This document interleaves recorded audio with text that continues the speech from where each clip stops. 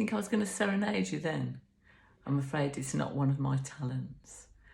It's my husband's, and he'll probably murder me if he comes home and finds me tinkering around with it. So today in group, we had a really good discussion.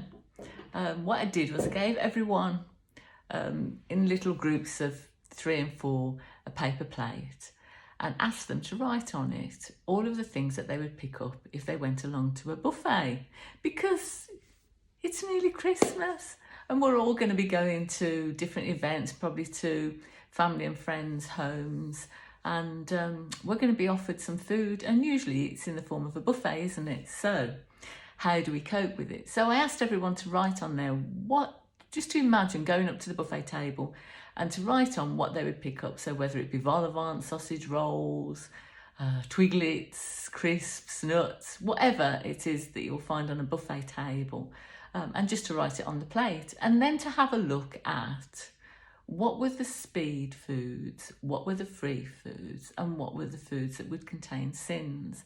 And then to write down the sin values next to those foods. Obviously, it's quite difficult because you can't weigh and measure when you're at someone's home or if you're out and about and you're eating a buffet. Although there were 1 or 2 people in group that said that they might do something like take their own food, which is a great idea if you're able to do that, or take some scales and weigh what they were eating. But realistically, what we're going to be doing is guesstimating. And it's always best to guesstimate a little bit higher than what you imagine it would be. So as an example, if you're grabbing a handful of crisps, usually that's about the same amount that you'd find in, a small bag from a multi-pack. So around about 25 grams. So if it's something like, normal, ready salted crisps, we're looking at 6.5 sins for that. So that's the challenge that I'm setting you. If you weren't in group today, then do this little exercise, because I'm sure it will help you just to think about the sort of dangers that you can face and the things that might put your weight loss at risk when you're going along to, have buffets or eating out at other people's homes. So sit down with a piece of paper and just quickly jot down all the things you would like to pick up from a buffet table, and then sit there and just work out the sin values of it. I think the plate that topped the sin values today was 99.5 sins for the foods that they put on there.